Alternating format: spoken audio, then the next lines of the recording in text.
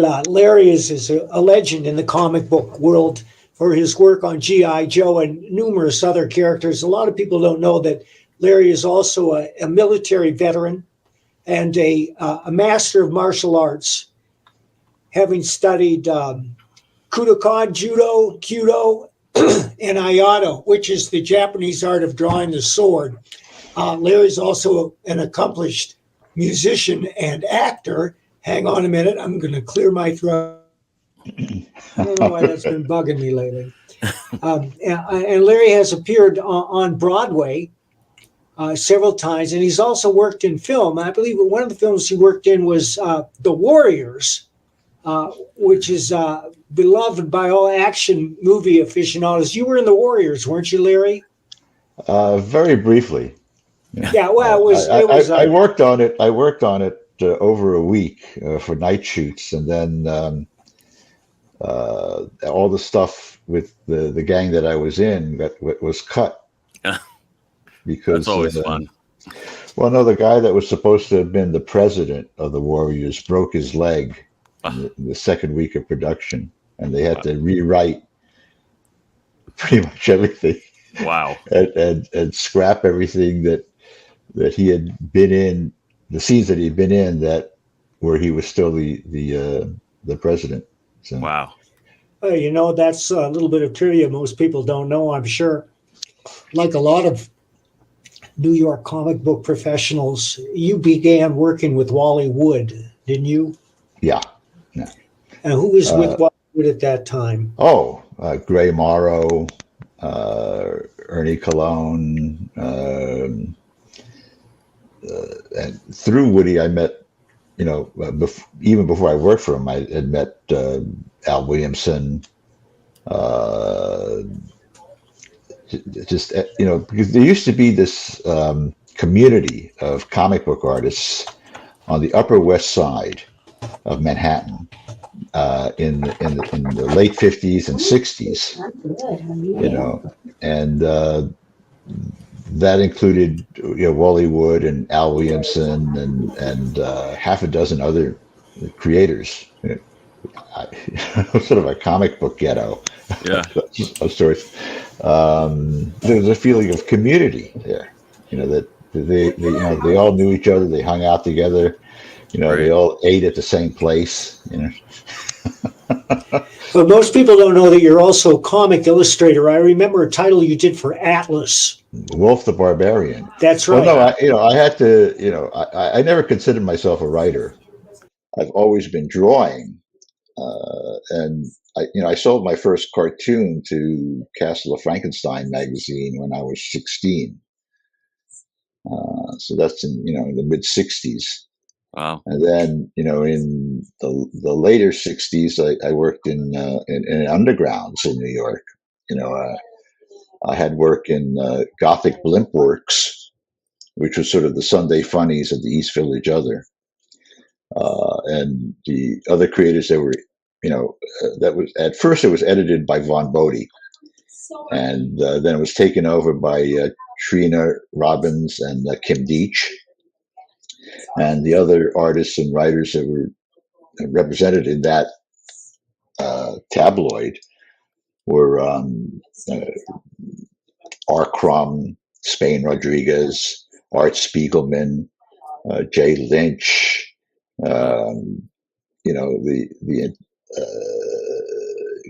The entire spectrum of the early, underground guys, and also, young, the young upstarts like me and Michael Kaluta and Bernie Wrightson.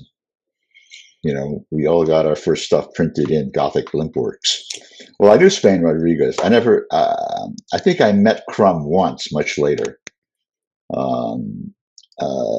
But I knew Spain, and I knew Trina, and I knew Kim, and Jay Lynch and Jay Kinney, and I'd gone to the same high school with Art Spiegelman.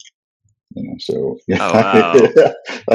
And I went to the High School of Art and Design in New York City, which graduated more comic book artists than Wow. than any 10 other high schools put together. I mean, that was where Alex Toth went, Dick Giordano, Neil Adams, Joe Jusko, Joe Rubenstein, uh, the list. Oh, Frank Brunner, Ralph Reese. The list goes on and on. My illustration teacher for 2 years was Bernard Krigstein. Wow. Yeah, that's how good a school it was. Choosing the right school is really sort of important because, the reason people go to like Ivy League schools is that at those institutions you meet all the people you're going to, right, interact with for the rest of your career. Yeah. And being an alumni of art and design throughout my career in advertising and comics and illustration, the percentage of people you meet that were also alumni were extremely high. Yeah. Was that your decision to attend art and design? Well, yeah, you had to take a test. Wow. You had to take a test and go and submit a portfolio and do an interview. So, you were going to school with the very best there was in New York City. Unfortunately, New York has, sort of gotten rid of all that. They wanted to eliminate testing. So, so anybody can go, which Right. is a good thing and a bad thing, because a lot of what you learn, you learn from infusion and from osmosis from your fellow students. Right. Because you're all absorbing stuff and then you help each other out, being thrown into this stew I remember just looking around at other students' work and going, oh my God, how am I ever going to keep up with that? Keep up with that, because some of these people were really, really good. But that also brings home the point that, that innate talent isn't everything. Right. That a lot of the people that I thought were amazingly talented with in drawing never pursued a career in art because they couldn't take the criticism. The first time somebody criticized them, they just folded. To get ahead in any of the arts, you got to be able to take it on the chin. Repeatedly. Yeah. Because people will constantly tell you that you suck. Late 1971 or early 72. I'd just gotten out of the army. Needed a job. I didn't want to go back to drawing shoes.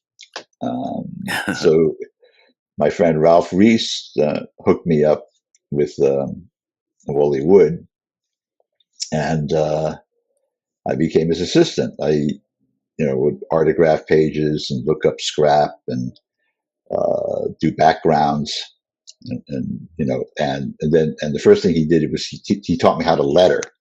He taught me the Gaspar Celestino alphabet, and because he said, look, if I can't teach you how to letter, I can't teach you how to ink. This is all interesting. Steps, because mastering lettering means that you're mastering these aspects of the tool. You can make a clean stroke down, clean strokes this way, and a clean curve. Right. With a pen, a chisel point pen, and mastering the use of that tool is the first step. I remember after a few weeks of working for him, I said, "Gee, Woody, I've been working on all these samples, to try to get comic work. Could you take a look at my portfolio and give me some feedback?" And he looked at me and he said, "Listen, kid, I'll tell you when it stops sucking." Oh boy. I thought your style on Wolf the Barbarian was very intriguing, and I wanted to see more. Mhm. I wonder why you never pursued illustrating comics full time. Well, I did. You know, I couldn't get any work writing. I had to draw. I was Right. drawing. I was drawing comics. I was drawing for National Lampoon with Ralph Reese. We did, Oh yeah. you know, Right. doesn't, you know, a bunch of stories for National Lampoon. We did stuff for Children's Television Workshop, and I had a table at Continuity. I sat next to Neil Adams for 3 years, and so you know, a good deal of my time was spent drawing storyboards and motion boards, all of which were inked by Neil. Oh And wow. you know, that was a big, Yeah. you know, a big lesson. You know that you know you know when somebody who's really good, you know, inks and corrects your stuff. You know, Yeah. you learn an awful lot. You learn, you know, basically you learn what to stop doing. Yeah. You know, Yeah. don't do that anymore. So continuity and Wally Wood were kind of rites of passage for many comic book illustrators in New York, Mhm. just as Dan Adkins was for comic book illustrators in Ohio. Well, Dan Atkins came through the Wally Wood studio. He did. You know, yeah, Dan Atkins was a Wally Wood assistant. Oh You wow. know, in the '60s. So was Ralph Reese. So was Wayne Howard, uh, Paul Kirshner, a whole bunch of guys, uh, and an entire army of comic book people passed through Neil Adams' studio. You know, I mean, he needed warm bodies in their penciling. Yeah. And so you had Carl Potts and Pat Broderick and Bob McLeod and Terry Austin and you know Bob Wyacek, um, you know, and scores of others. Was Vale Plus Myerick among them? Val Mayerick, uh, he was at the studio a lot because his wife at that time, Polly Law, was a colorist Uh, at Continuity. Um, and so was Lynn. What was her last name? Farley? Yeah, Lynn Varley and Polly Law were the principal colorists at a certain time at Continuity. So you know they sat there with a big box of AD markers, and, you know, wow. colored all the storyboards and motion boards. How'd you get into Marvel? Well, I got into DC first because Neil Adams was you know entrenched in DC, Yeah. and he you know basically stuck his foot in the door and kept it open for a bunch of people. I mean, he's the one that got DC to use Jeff Jones for covers. Oh. He got Mike Kaluta in there. He got Bernie Wrightson in there. You know, because these are all people that you know they didn't have styles that looked anything at all like what DC had been Right. doing. Yeah. I mean, both houses had house styles. You know, I mean, at DC, you know, uh, if you looked like Schaffenberger or you know Gil Kane or any of these other guys, you know that seemed or Carmine Infantino. You know, there was a look. You know, and at Marvel, you know, your yardstick was John Romita Sr. Yeah. You and you know these more illustrative styles, you know, were like you know the editors at that time didn't know what to do with them. You know, I remember when Michael Golden showed up at DC, you know, all the other editors said, "Oh, this stuff is too cartoony." You know, Wow. this looks like kiddie stuff. You know, can't use it. You know, and I was an editor at DC at that time, and so was Al Milgrom. And both Milgrom and I looked at his work and went, "Holy smoke!" You know? Yeah. we, you know, we got to lock the door and make sure he doesn't leave the building until we get him a script. basically. His And Batman stories are unforgettable. yeah, well, Milgram gave him his actual first job, which was a Batmite story. It was like a short Perfect. Batmite story, and then while he was doing that, I convinced Russ Heath to ink Michael Golden on Mr. Miracle. So I got him to do 2 issues of Mr. Miracle, both inked by Russ Heath, and only one of them was ever printed. So DC's, since 1978, has been sitting on a Mr. Miracle story, an entire finished book, penciled by Michael Golden and inked by Russ Heath. It's insane that they don't put that out. But a lot of companies have some amazing stuff sitting there. Yeah. That they don't.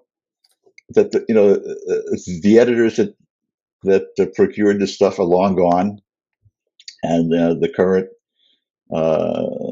regime has no idea what's sitting in those inventory drawers. Most comic book fans associate you with G.I. Joe more than any other title. That and Wolverine, probably, yeah. Yeah. You were probably the most prolific writer of G.I. Joe. How did you come by that gig? I was the last person they asked. Didn't you pitch an idea for Fury Force or something like that? A year before that, I pitched an idea called Fury Force, which is like the son of Sergeant Fury, who's like a Green Beret,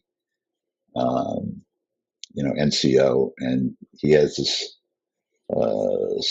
special team of anti-terrorist force that operates out of a secret headquarters that's under the chaplain's assistant school in Staten Island. And that was rejected soundly by Marvel. They said, no, we can't sell this stuff. So a year later, Hasbro comes to Marvel and they want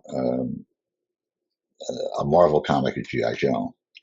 So I think it was Shooter asked every contract writer, and all the contract writers turned it down, and he asked all the non-contract writers, and they all turned it down. And then he went from office to office, editorial office, asking the editors, assistant editors, and anybody else who was hanging out in the office if they wanted to write this book, and they all turned it down because nobody thought a military comic would go. Plus, it was a licensed book, and licensed books were the bottom of the barrel. They paid the lowest rates because they took the licensing fee off the top of the page rate. Right. Which meant that if you were an A-list artist or a B-list artist, even, why would you spit in your wallet to work on a licensed book? Yeah. You'd be making less than your page rate. But I've been trying to get writing work from Marvel for a year, and nobody would give me any writing work. They would say, "Oh, you're a penciler. You're an artist. You can't write," which is logical since all the editors were writers. Yeah. And they were in the business of giving each other work. Yeah. Military background made you perfectly suited to write G.I. Joe, and it probably that was totally by accident, though. I mean, I know it was. I was literally the last person they asked. I know. And I had been trying to get writing work, and I've said this a 1,000 times. If they had offered me Barbie, I would have taken Barbie just to get my foot in the door for writing. I remember handing in that first script and thinking, "Oh, geez, I've shot my wad. I have no idea how to, keep going with this." And I felt like that with every single issue I've ever written. I'm in the midst of writing number 302. Oh, wow. And I still feel the same way. Like I'm jumping into the deep end of the pool with no life preserver. But also, getting back to what Mike was saying, this was in 1982. I'd been out of the service for over 10 years. everything had changed. You know, the SOPs and the uniforms and all the equipment, everything was different. So I still had to do a lot of research, and I had good contacts for that. I had a friend of mine, Lee Russell, had done 2 tours in Vietnam, the engineers, and he was one of these guys who was sort of a buff, a lot of guys get drafted, or they're in the army, and they, a tank goes by and they go, oh, it's a tank, but he knew but Lee would know, oh, that was an M something, and with the air cav modifications. Yeah. I remember one issue you did when somebody pulls a 45 automatic on the protagonist, and the protagonist reached out and released the magazine from the bottom of the pistol. Do you remember that? Yeah. Well, that's something you could, if you grab a 45 auto from the top on the slide and you push on it, it becomes impossible for them to fire it, and you reach down with your index finger and press the magazine release. If the arm is held upright like this, and the pistol is in fairly good condition, the magazine just drops out. Most combat 45s are Chevy to do that. You want to be able to just drop your magazine without having to pull it out, right? Right. So that you can just drop it and boom, So if you do that, you drop the magazine, and then you push back on the slide, you can lock it open. It ejects around, it's in the chamber, and it locks it open. So you've got an inoperable firearm. I wouldn't recommend doing it in real life. No. Yeah. Most comic book writers don't have any experience with guns. No, but what I actually did was I took out my own 45 and I did it. Made sure that it actually worked. Yeah. And you're right. A lot of people, who write or draw comics, don't know how the stuff works. That's why I did write a short piece on firearm and explosive facts for comic writers. Yeah. Because I was always bothered by the constant repetition of misinformation, like the acrid stench of cordite. I mean, that always bugged me. I mean, I think because Conan Doyle used it, I think, and after Conan Doyle used it, every crime writer and mystery writer would say, refer to the acrid stench of cordite. But they stopped using cordite when they invented smokeless powder, something like in 1892 or something like that. Yeah. There's no cordite in any modern firearm ammunition. The article that you wrote, where was it published? The which? Oh, it wasn't published. It was just a flyer sheet that I handed out to writers. Yeah. I don't very much still have it. Very much like the Wally Wood's 22 panels. Oh yeah, well that's has lived on, thank God. I don't suppose you still have the essay that you wrote. Yeah, I have it digitally someplace. Yeah, I would love to see that. It's all about things like, you can't put a silencer on a revolver. Yeah, and nomenclature. It's like it's a magazine. Not a clip. A clip is something different. A silencer is a misnomer. It's a suppressor. Yeah. Things like that. Because a lot of stuff has been just promulgated and passed on. And it's wrong. It bugs me. I still see in movies and TV shows snipers, attaching a scope and then using it. right away. And then after they've attached the scope, they're fiddling with the knobs. And in half those cases, the supposed knobs they're fiddling with are the protective covers that keep you from messing with the settings of the actual knobs. You have to unscrew those things.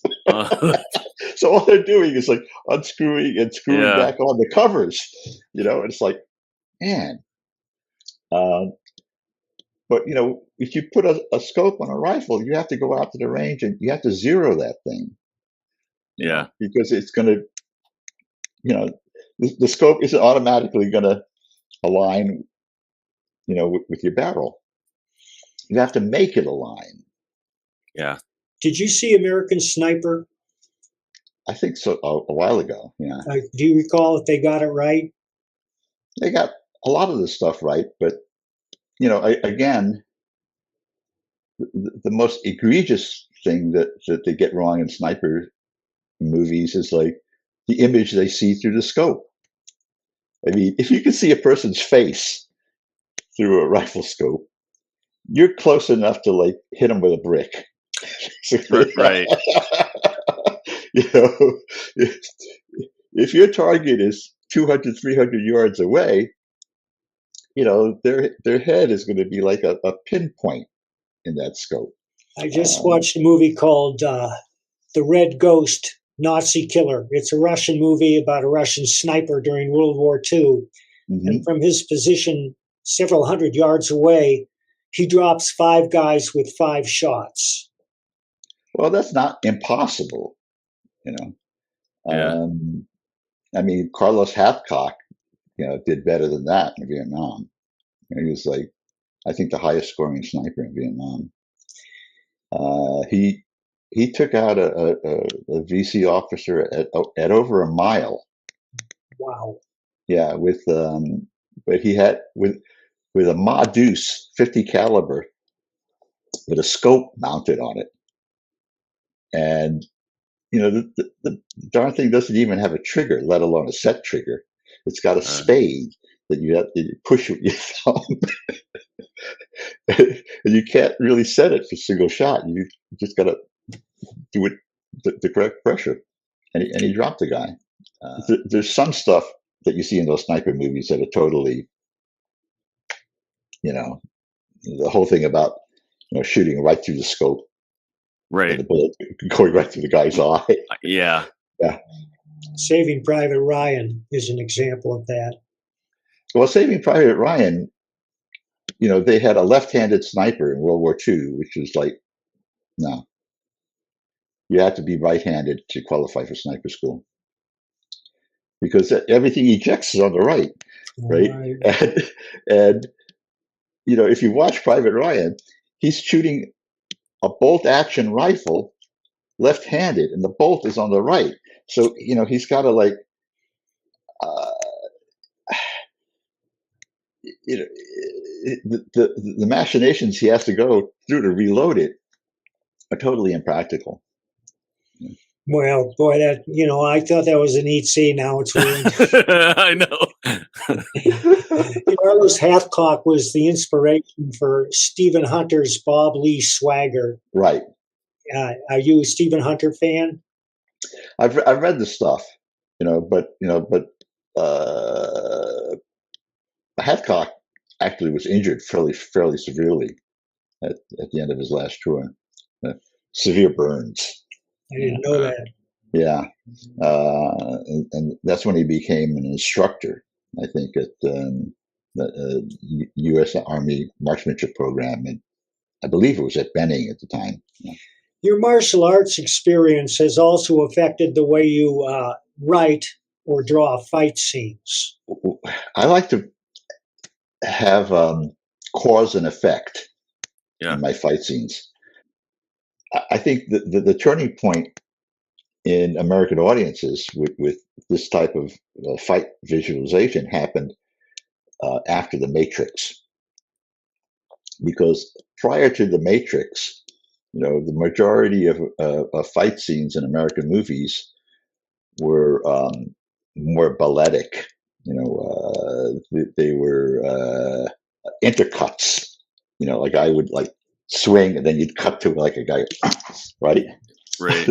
That's how they did it. Yeah. You've seen The Treasure of the Sierra Madre. Yeah. That's probably the most realistic fight scene I've ever seen in a movie.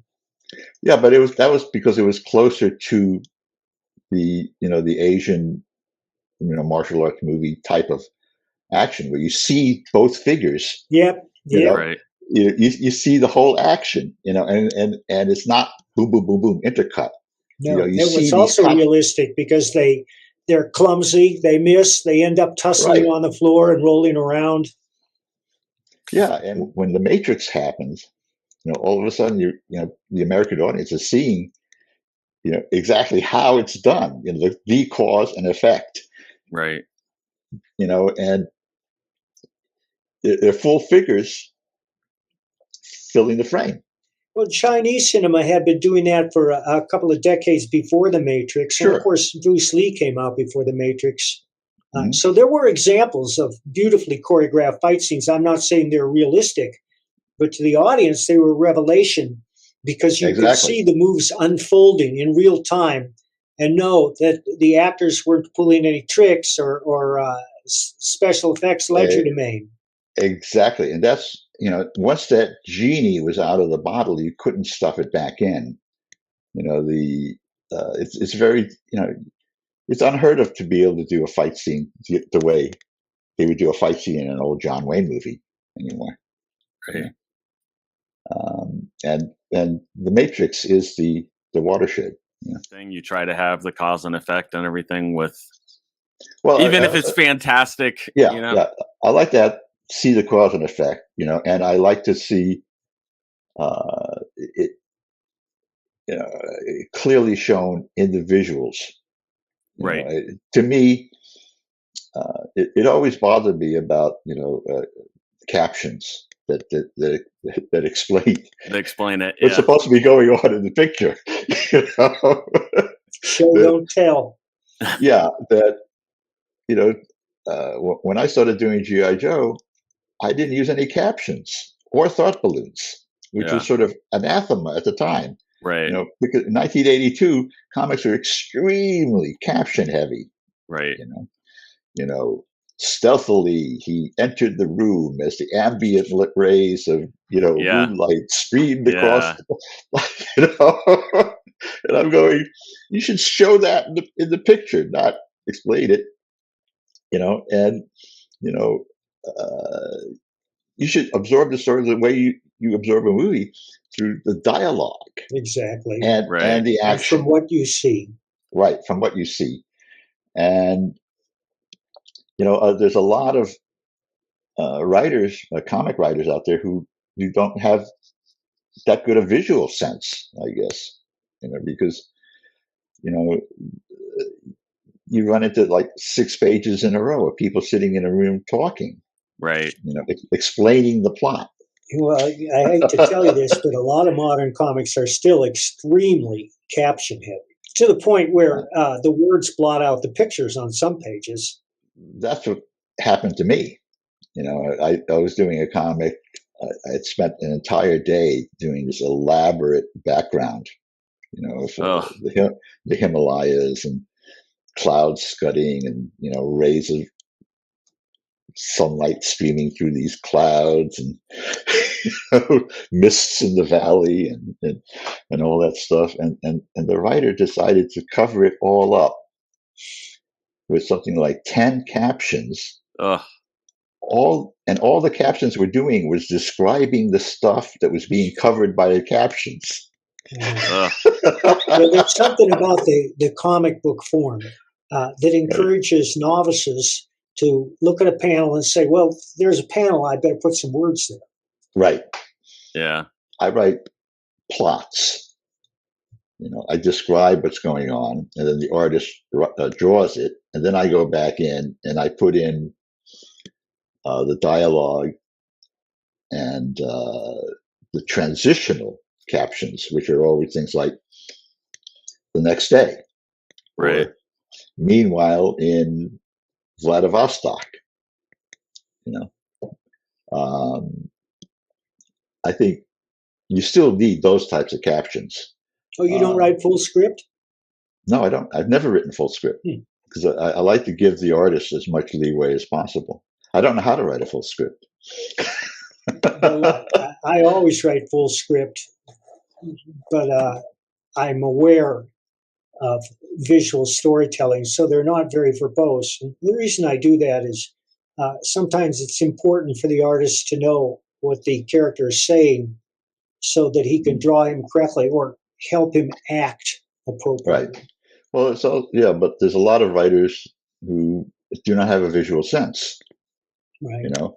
Right. And I remember getting a script once where the writer said, "Okay, in this panel, J. Jonah Jameson is looking out his office window on the 38th floor of down at the street, and 38 floors down, Peter Parker is coming down the sidewalk, and Peter Parker is looking into a wastebasket on the corner of the street, and in the wastebasket there's a copy of the Daily Bugle, and on the front page of the Daily Bugle there's this headline that reads blah blah blah." And I called the editor and I said, you can't get that into one panel. Yeah. You know? And the editor was like, "Why not?" And I spent 15 or 20 minutes trying to explain why that was impossible to do. You just need 2 insert panels. And people either have a visual sense or they don't Yeah. have a visual sense. I did work on a movie once called The Wanderers, about I love gangs that movie. in the Bronx, where the lead character was supposed to, be a would-be cartoonist. So I had to draw everything that he was supposed to be drawing. And in one scene, he's on the phone talking to his girlfriend, and he's drawing her head on the wall as he's talking to her. And so they set it up so that I had to crouch behind the guy with my head under his left armpit, and my arm through the sleeve of his jacket, and so that you saw his head, his head, and my hand. Yeah. And I had to I had to look at and draw at an angle like this, Yeah. And so, I'm drawing this, and I got the girl's picture in my left hand, trying to draw her on the wall. And the director said, it doesn't look natural. I can't get it to, And I'm thinking, of course you can't make it look natural. I think that was Richard Price's first novel. Yeah, it was a Richard Price thing. And it contains the unforgettable line, "The Wongs are watching, the Wongs are waiting. When the time is right, the Wongs will make their move." Well, the thing is that the director got so frustrated, he said, "Okay, scrap this idea." And he takes the pencil out of my hand and he hands it to the actor, which is like a 17-year-old kid. He says, "Okay, that's not going to work. Here, you look at the picture and then you draw her face yourself." And the kid looks at him and goes, "What? I can't draw." And the director said, "Well, just do it." And the entire crew is standing there telling the director, "The kid can't draw." And the guy, here he was directing a movie, and he couldn't understand that this was impossible. It was mind-boggling. What happened to that scene? I don't know. I've seen the movie, but I think they ended up using the footage with my hand in it. Now I want to see it again. Should have given you a sniper scope. Then you could have seen everything perfect. What are some other films you were in? I did more TV. I was in MASH. I was in Another World, a soap opera. I was on Saturday Night Live and the Apocalypse Now skit. with Right. Martin Sheen. Did a lot of commercials. I did a Subaru commercial. It was national. Did What you have a else? SAG membership? Oh, I still remember SAG. Yeah, I've been in SAG since 1976. So you And still have your SAG membership is still active. oh yeah, I pay my Yeah. dues every year. I pay my dues to SAG, Equity, and AFTRA. Yeah, I'm a proud union member. Yeah. Larry, have you ever considered writing prose? I tried a couple of times. I had an agent who was also, James Patterson's agent at the time, and I wrote a Chinatown noir novel. The agent sent it around to all the publishers, and they all said, "Oh, this is really good, but we can't possibly sell something in this genre with an Asian protagonist." You know, and I said, "Wait a second, you know, Charlie Chan and Mr. Moto didn't count." You know? Yeah. Do you still And it have was, that manuscript? oh yeah, and I've updated it a few times. I wrote it over 20 years ago, and Wow. but then the agent said, "Look, there was a scene in the middle of the novel where there's a scene with this serial killer in this basement in Staten Island. That he said was really scary, and that maybe I should try horror. So I wrote a vampire novel with a teenage protagonist who was half Irish and half Puerto Rican, named Eamon Diaz. The publishers all said, "Well, this is pretty good, but nobody will ever be interested in teenage vampires." Mhm. This is about 3 years before, Twilight. yeah, right. The way I got the agent was that Patricia Burke, who was a VP of Literary Acquisitions at Paramount, read my Chinatown Noir novel, and she's the one who got me the agent. And she also sent it to Chow Yun Fat. If he was interested in it, they could package it, right? And unfortunately, that happened right, before The King and I was released, and it was like a major, major flop. Yeah. I think it was it Jodie Foster was in it with him? You're not talking about a remake of the musical. Yes. Yeah. I had no idea such a thing even existed. Yeah, and the reason why is because it was it lasted maybe 2 days at the theater, I see. Yeah.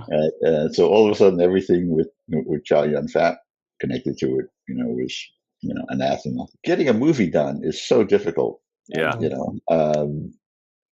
I created a character, a book for Marvel back then called Mort the Dead Teenager, because it was at a time when Marvel was sort of was in hock, basically. Yeah. They had signed deals for all these movie deals, and nobody was making the movies. Yeah. Cameron was sitting on Spider-Man, and nothing was coming out. Meanwhile, DC was churning out Batmans left and right. Yeah. So I went to an editorial meeting at Marvel, and I said, "Look, all our characters are mortgaged. They've got deals pending on them, and nobody's making these movies.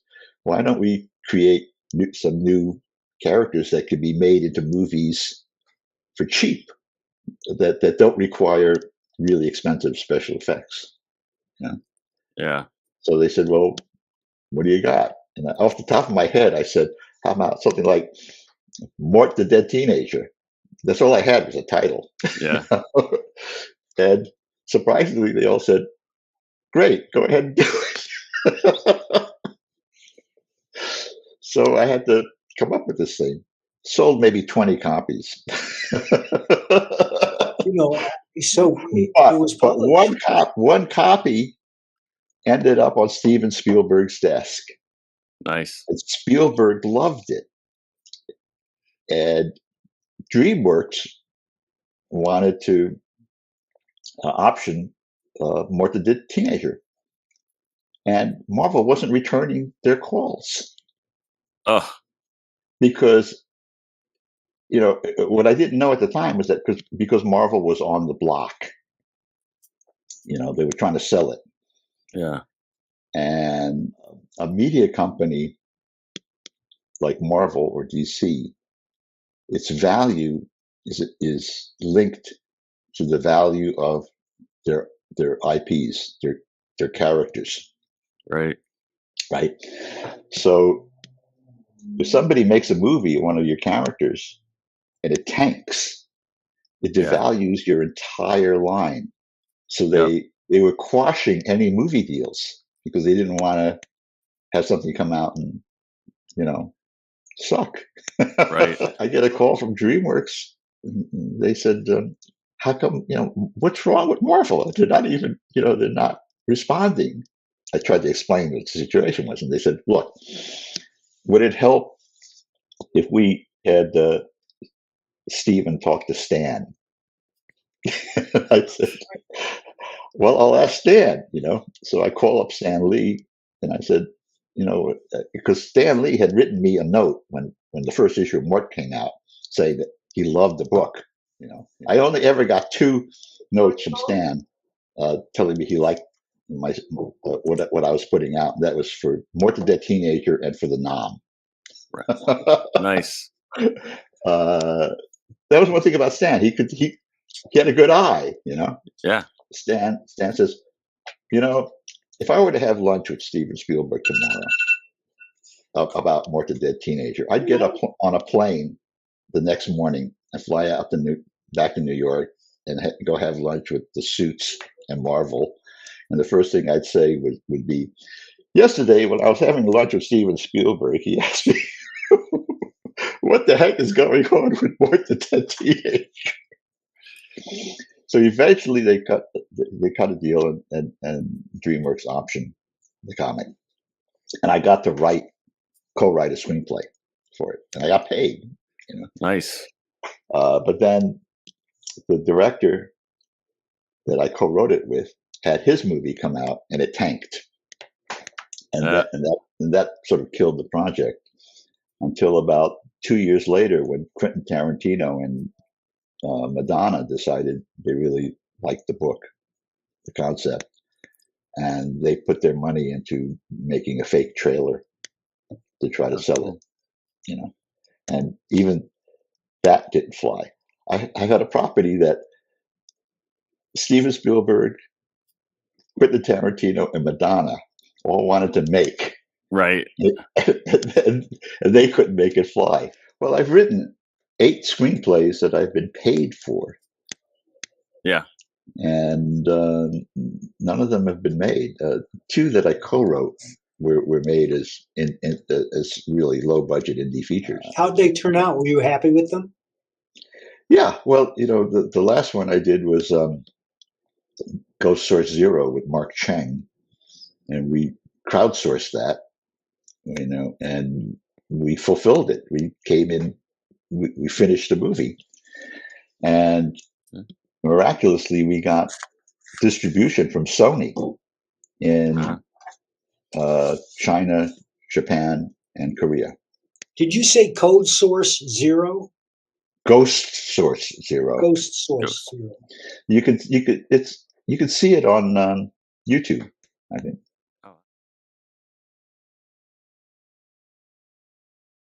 It was all shot in New York and New Jersey. Nice. Were you in it? No. No. Neil Adams is in it. Oh, wow. He plays a computer expert, actually, and he was really good. How bad? What do you got coming up? Is there anything you want the folks to know that you're allowed to talk about?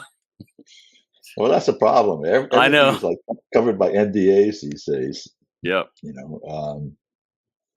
I can't say that G.I. Joe is going to continue. I just can't say where.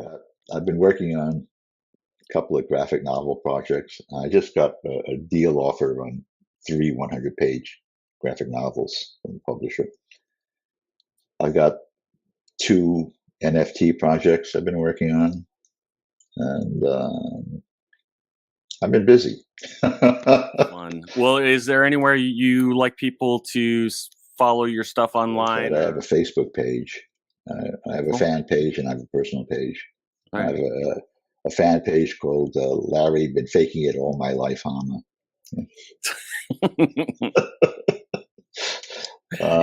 He's so arrogant. Well, that's the thing. Is that, I always felt that I've been faking it, because I actually really don't know how to do anything. You just have to, like I said before, jump in the deep end of the pool. And see if you can swim it. The other analogy I make is, when the train comes in the station, you better get on it, because you don't know when that train is ever going to stop at your station again. That's right. Yeah. That's, how I got into acting, totally by accident. I got into comics totally by accident. I'd wanted to be a fashion designer as a kid, and I in junior high school, I had a subscription to Vogue. Wow. And I got to High School of Art and Design, and my first day there, I'm sitting in the cafeteria, and this kid comes up to me and he says, "Hey, do you like comics?" And I said, "No." He said, "But I do." and he started talking, and he was very convincing. He said, I know some real cartoonists. You want to go visit a real cartoonist? And he dragged me over to that day. He dragged me over to Larry Ivy's house, who was putting out a book called Larry Ivy's Monsters and Heroes, and he was a major fan. He did some freelance work for Wally Wood, and that's how I ended up meeting Wally Wood. At Larry Ivy's house is where I met Bon Voti. I met Jeff Jones and Jeff and Wheezy Jones at Larry Ivy's house. I met, everybody that was in that Upper West Side community. And if it hadn't been for this kid, who I'm still friends with, his name was J.D. Smith. Oh, wow. And he's a custom knife maker in Boston now. I thought he could draw rings around me all throughout high school. And he was one of the early Wally Wood assistants. But JD never went into comics, But it was his interest, and his brazenness that he dragged me along to all these places.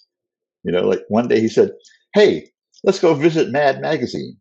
I go, "You can just walk in." I said, "Sure, come on."